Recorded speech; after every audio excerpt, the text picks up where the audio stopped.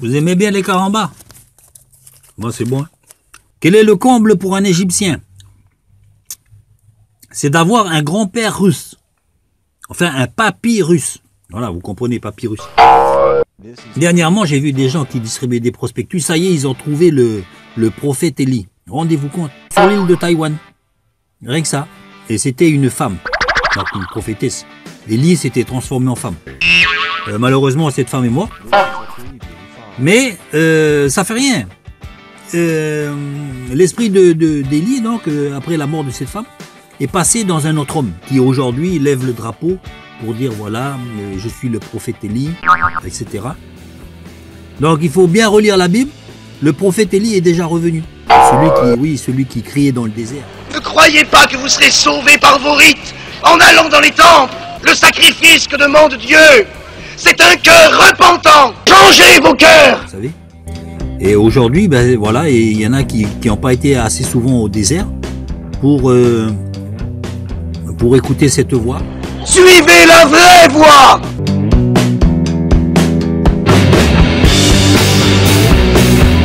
Qui nous dit repentez-vous et produisez des fruits dignes de la repentance. Cela dit, je me demande s'ils ont peut-être été justement choisis par Dieu comme un jugement pour ceux qui n'ont pas voulu croire à la vérité. Du temps de Jean-Baptiste et de Jésus, hein, vous savez, c'est des cousins les deux. Eh ben, il y en a qui disaient, n'est-ce pas là le prophète Élie qui devait revenir? Vous savez, il est parti dans un char de feu. Excusez-moi du peu, hein. Le carrosse de monsieur est arrivé. On parlait d'un carrosse, c'était un char de feu.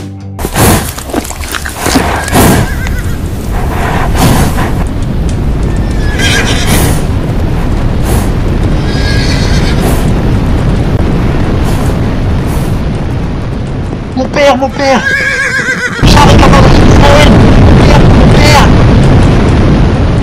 Bon, il est parti, il devait revenir, tout le monde l'attendait. Il y en a encore qui l'attendent. Ils se demandaient si c'est pas lui le prophète Élie, et Jésus a dit lui-même, oui, c'est le prophète Élie, c'est lui-même. Qu'êtes-vous allé voir au désert? Un roseau agité par le vent? Un prophète? Oui, vous dis-je, et plus qu'un prophète. Car c'est celui dont il est écrit, voici, j'envoie mon messager devant ta face, pour préparer ton chemin devant toi. Car tous les prophètes et la loi ont prophétisé jusqu'à Jean.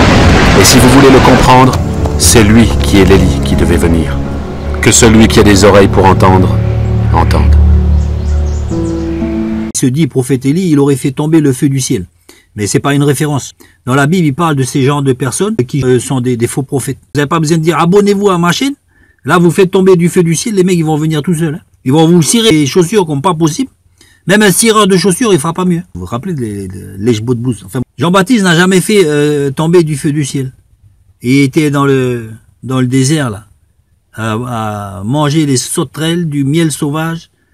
Et puis, il avait un vêtement en peau de chameau, donc vraiment bio, naturel, tout ce que vous voulez. Hein. Il était nature plus que nature. En parlant de ces gens-là qui essayent d'attirer le chaland, hein, pour avoir des admirateurs. Je mets un défi à ces gens-là.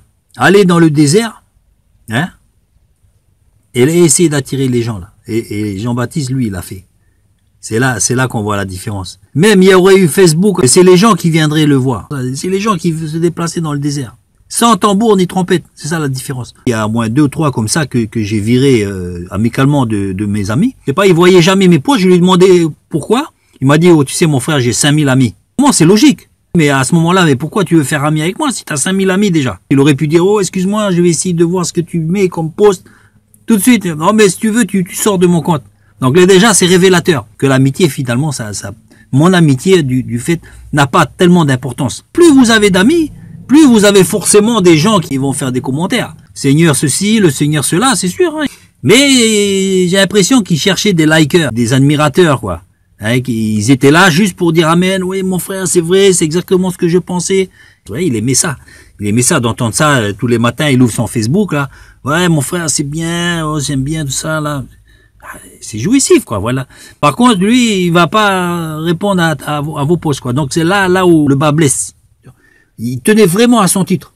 Fallait pas l'appeler de son prénom. On voyait que ça le triturait, ça le tourmentait. Non, je suis pasteur. Quand je lui ai fait part de ces choses en lui disant que, tu sais, mon frère, l'amitié, c'est dans les deux sens. Eh ben, il a jamais répondu. Donc voilà. Je vais vous dire, si je viens chez vous, je reste dans un coin du salon, n'importe où, je parle pas. Les jours, les semaines passent, je parle pas. Je dis rien. Qu'est-ce que vous allez penser de ça? Que faut-il faire alors pour être sauvé? Changez vos cœurs! Suivez la vraie voie!